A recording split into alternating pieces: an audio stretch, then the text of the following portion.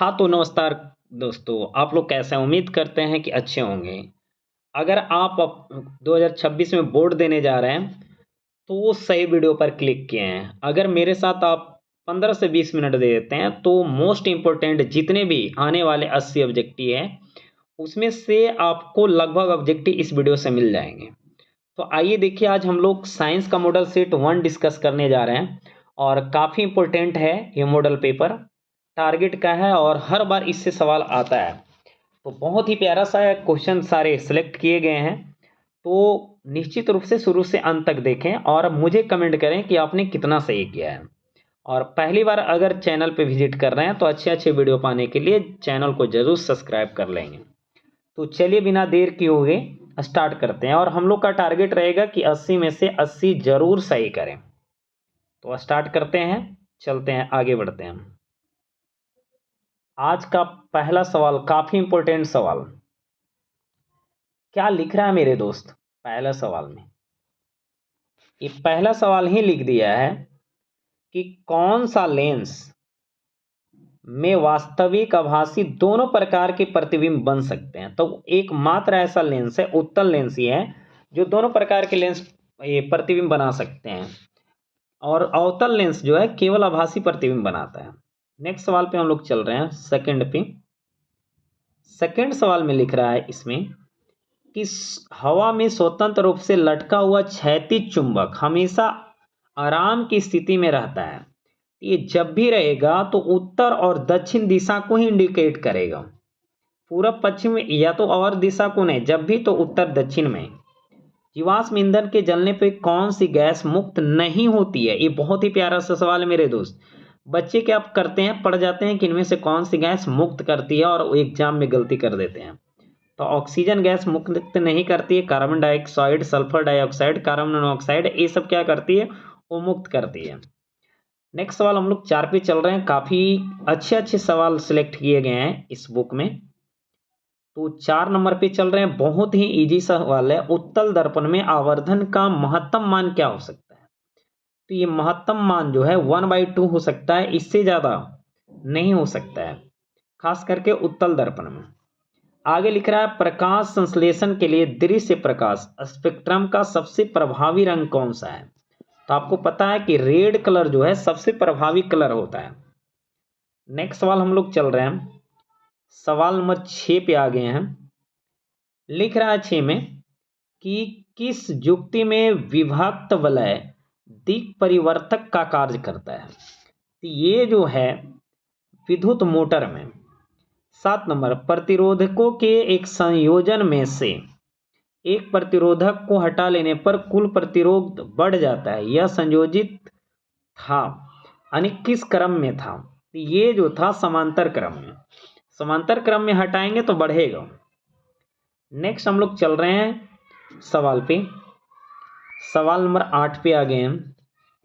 8 में क्या लिख रहा है मेरे दोस्त? लिख रहा है कि नाभिकीय ऊर्जा प्राप्त करने के लिए निम्नलिखित में से कौन आवश्यक है? तो ये जो है यूरेनियम के द्वारा ही प्राप्त किया जा सकता है और इनमें से किसी के द्वारा नहीं, जो ऑप्शन है। निम्नलिखित में से किस लेंस को अपसारी लेंस कहते हैं? और ये काफी इंपॉर्टेंट सवाल है। तो अवतल लेंस को अपसारी कहते हैं, तो उत्तल को अभिसारी कहेंगे। और यही दर्पण में जाएंगे तो उल्टा हो जाएगा मेरे दोस्त। आगे लिख रहा है, एक प्रिज्म कितने सतहों से घिरा रहता है? तो ये 5 सतहों से घिरा रहता है प्रिज्म। नेक्स्ट हम लोग चल रहे हैं 11 नंबर सवाल पे। और 11 नंबर सवाल क्या कहता है मेरे दोस्त? जूल प्रति कूलम्ब बराबर होता है, किसके बराबर होता है? तो ये वोल्ट के बराबर होता है। 12 नंबर, चुंबकीय फ्लक्स का एसआई मात्रक क्या होता है? तो चुंबकीय फ्लक्स का एसआई मात्रक जो होता है वेबर होता है। आगे 13 नंबर, जो दहन कर उष्मा उत्पन्न करते हैं उन्हें कहा जाता है, क्या कहा जाता है? तो उन्हें ईंधन कहा जाता है। राइट आंसर बी होगा। नेक्स्ट सवाल जो हम लोग चल रहे हैं वो है 14 नंबर। और 14 नंबर में क्या लिख रहा है मेरे दोस्त? लिख रहा है कि किस दृष्टि दोष के निवारण के लिए उत्तल लेंस का उपयोग होता है? तो उत्तल लेंस का उपयोग निकट के लिए करते हैं। अगर 2 है तो 3 होगा, 3 रहेगा, यही आपका रूल चलता है। 2 तो 3, 3 तो 4, इस तरह से। अगर दूर है तो उत्तल रहेगा, निकट है तो अवतल चलेगा। इस तरह से हम लोग बातें करते हैं। नेक्स्ट 15 नंबर पे चल रहे हैं। दूरदृष्टि दोष वाले मनुष्य के चश्मे में क्या होता है? अभी क्या बोले, 2 है तो 3 हो जाएगा, यानी इसमें उत्तल लेंस लग जाएगा। नेक्स्ट सवाल पे हम लोग चल रहे हैं और सवाल नंबर 16 पे आ गए हैं। लिख रहा है 16 में कि लघु पतन के समय परिपथ में विद्युत धारा का मान क्या होता है? तो इस समय विद्युत धारा का मान बहुत ज़्यादा बढ़ जाता है, जिसके कारण शॉर्ट सर्किट जिसको कहते हैं। 17 है, कैगा नाभिकीय विद्युत संयंत्र किस राज्य में स्थित है? तो कैगा जो है कर्नाटक में है, राइट आंसर बी हो जाएगा आपका। कैगा कहाँ है? कर्नाटक में, राइट आंसर बी। नेक्स्ट सवाल पे हम लोग चल रहे हैं 18 पे। लिख रहा 18 में हजामत बनाने के लिए प्रयोग किया जाता है। तो आपको पता है हजामत बनाने के लिए हम लोग अवतल दर्पण का उपयोग करते हैं। नेक्स्ट, निकट दृष्टि दोष में किस लेंस का उपयोग होता है? तो निकट दृष्टि दोष में अवतल लेंस का उपयोग होता है, अभी बात किए हैं। लेंस की क्षमता के एसआई मात्रक क्या होता है? तो ये जो है डाईऑप्टर होता है, राइट आंसर ए होगा। नेक्स्ट 21 से हम लोग चल रहे हैं। क्या लिख रहा है मेरे दोस्त? लिख रहा है प्रकाश की किरणें के समूह को क्या कहते हैं? तो इसको किरण पुंज कहते हैं या तो प्रकाश पुंज कहते हैं। प्रकाश पुंज या तो किरण पुंज। ओम के नियम निहित है, तो ओम के नियम में क्या होता है? V बराबर आई आर होता है। क्या होता है? V बराबर आई आर होता है। राइट आंसर क्या होगा? बी हो जाएगा। बहुत ही प्यारा सा सवाल। विद्युत धारा का एसआई मात्रक क्या होता है? तो एम्पियर होता है, राइट आंसर ए हो जाएगा 23 का। नेक्स्ट अगर हम बात करें 24 के ऊपर, तो 24 में क्या लिख रहा है मेरे दोस्त? 24 में लिख रहा है विद्युत धारा उत्पन्न करने वाले युक्ति को क्या कहते हैं? तो इसको कहते हैं हम लोग जनित्र या तो डायनेमो। धारा मापने वाले यंत्र को क्या कहते हैं? तो इसको बोलते हैं आमीटर। आवेश का मात्रक क्या होता है? तो आवेश का जो मात्रक होता है उसे कूलॉम कहते हैं। नेक्स्ट है विद्युत बल्ब के फिलामेंट में किस तत्व का उपयोग किया जाता है? तो टंगस्टन का यूज किया जाता है, राइट आंसर ए होगा 27 का। नेक्स्ट अगर हम बात करें 28 के ऊपर, लिख रहा है निम्नांकित यौगिकों में कौन दुर्बल अम्ल है? कौन सा मतलब दुर्बल अम्ल है? ये जो है CH3COOH है, एसिटिक अम्ल कहते हैं इसको। निम्नांकित में कौन उपधातु है? तो उपधातु के लिए बहुत ही प्यारा सा आपको ट्रिक दिया गया है, एक हमारे चैनल पे जाएंगे तो मिल जाएगा। ये जो है आर्सेनिक है। तो उपधातु क्या होता है आप लोग को पता है। आगे लिख रहा है निम्न में से किस धातु का विस्थापन उसके लवण के विलयन से लोहा द्वारा होता है? तो ये होता है तांबा का, राइट आंसर ए हो जाएगा। नेक्स्ट अगर हम चलें 31 नंबर पे, तो लिख रहा है खड़िया का रासायनिक सूत्र क्या है? खड़िया मतलब होता है आपको जो है इसको बोलते हैं खड़िया कैल्शियम कार्बोनेट को, जिसको संगमरमर कहते हैं, CaCO3 को।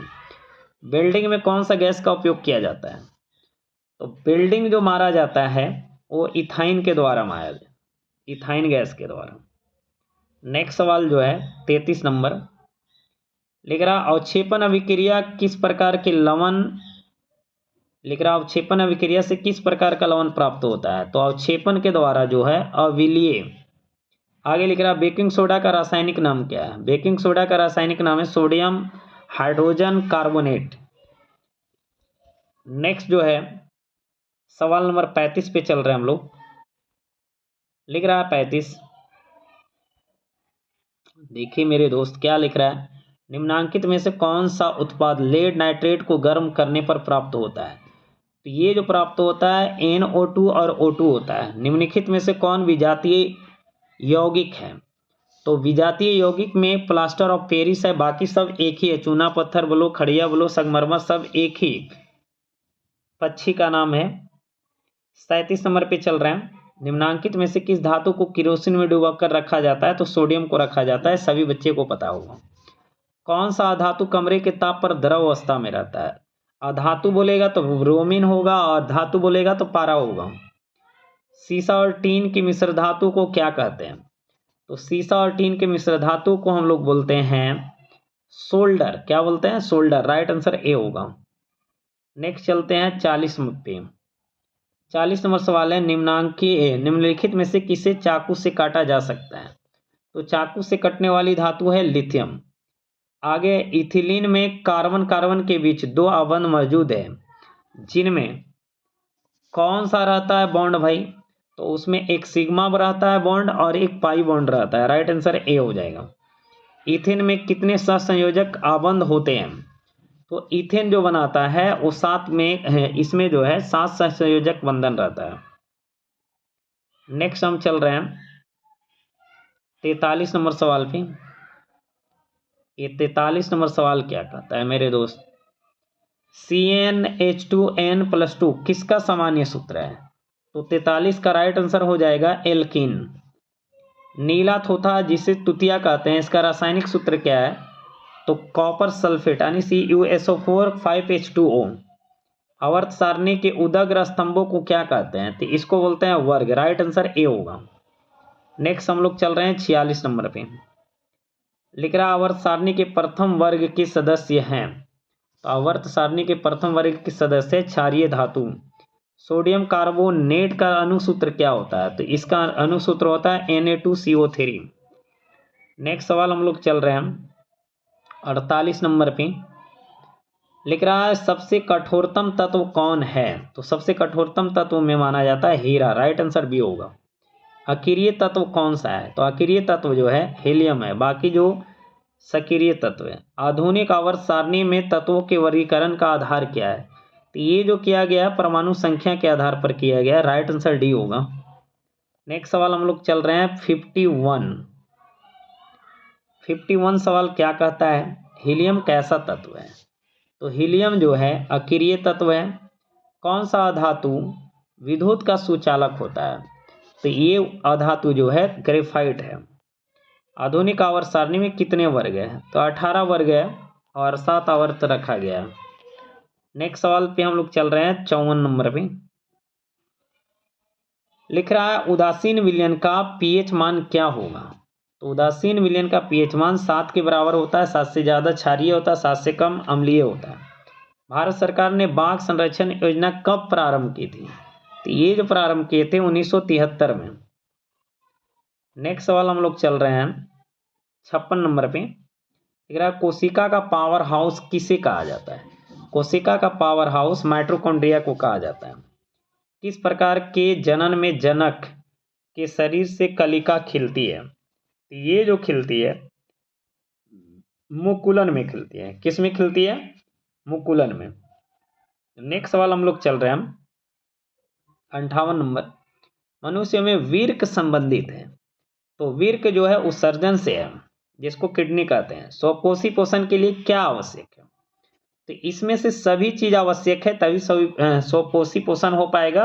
मतलब जो है प्रकाश संश्लेषण हो पाएगा, तभी भोजन बन पाएगा, तभी पौधे भोजन बनाएंगे, अन्यथा नहीं बना पाएंगे। 60 में लिख रहा है कि निम्नलिखित में से कौन सा पादप हार्मोन है? तो पादप हार्मोन में साइटोकाइनिन माना जाता है। 2 तंत्रिका कोशिकाओं के मध्य स्थान को क्या कहते हैं? तो इसको बोलते हैं सिनेप्टिक दरार। क्या बोलते हैं? सिनेप्टिक दरार। नेक्स्ट सवाल पे हम लोग चल रहे हैं। नेक्स्ट सवाल जो लिख रहा है 62 में लिख रहा है फूलों में नर प्रजनन अंग होता है। फूलों में नर प्रजनन अंग को बोलते हैं पुंकेसर। मनुष्य के आहार नाल में अवशेषी अंग क्या है? तो ये जो है अपेंडिक्स। नेक्स्ट सवाल पे हम लोग डिस्कस करने जा रहे हैं, वो है 64 नंबर सवाल। बहुत ही प्यारा सा सवाल है 64 भी, देखिएगा।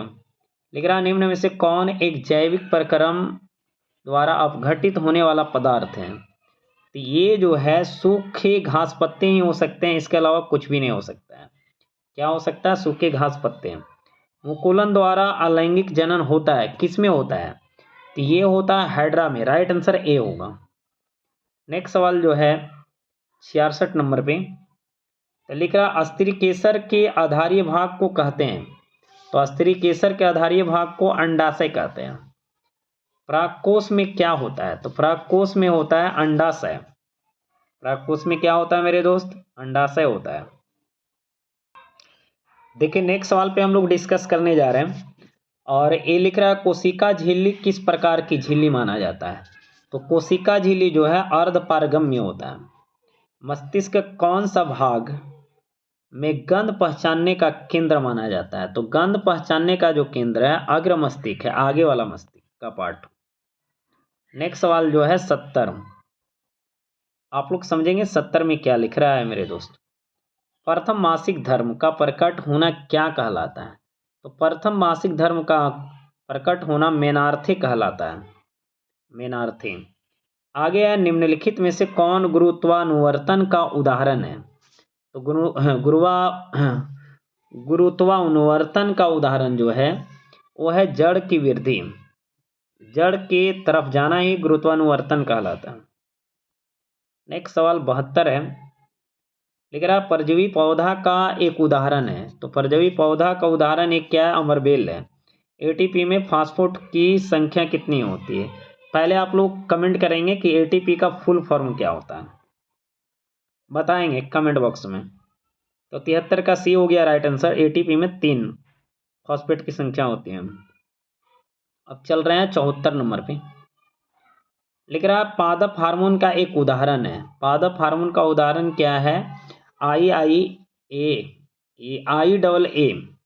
खुला परिवहन तंत्र पाया जाता है। तो ये पाया जाता है तितली में, कॉकरोच में भी पाया जाता है लेकिन वो ऑप्शन नहीं है। चलिए 76 में लिख रहा है दिखंडन पाया जाता है। तो दिखंडन जो पाया जाता है जीवाणु में पाया जाता है। अगला शाकाहारी जीवों में छोटी आंत की लंबाई होती है। तो ये जो है शाकाहारी जीवों में क्या पाया जाता है भाई? तो छोटी आंत की लंबाई क्या होती है? अधिक लंबी होती है। नेक्स्ट 78 पे चल रहे हैं हम लोग, लिख रहा छोटी आंत में पूर्ण रूप से भोजन का पाचन होता है। कहाँ होता है मेरे भाई? तो चाइल्ड में होता है। मेरुरज्जु के आघात से क्या हो सकता है? तो ये हो सकता है लकवा मार सकता है आपको। और आज का ये लास्ट सवाल पे हम लोग चल रहे हैं, और आज का ये लास्ट सवाल जो है निम्न में से कौन सा ऊर्जा का प्रदूषण मुक्त स्रोत है? तो इनमें से सभी है जिसको नवीकरणीय ऊर्जा स्रोत कहते हैं। सौर ऊर्जा, पवन ऊर्जा, जल विद्युत ऊर्जा, जो भी आप जानते हैं। तो आपने 80 में से कितने सही किए हैं कमेंट बॉक्स में जरूर करें। और ऐसा अगर और वीडियो अगर आप चाहते हैं तो मुझे ज़्यादा से ज़्यादा सपोर्ट करें और लाइक करें, कमेंट करें, और क्या सुझाव है वो भी देने का प्रयास करें। तो धन्यवाद, मिलते हैं नेक्स्ट वीडियो में, तब तक के लिए जय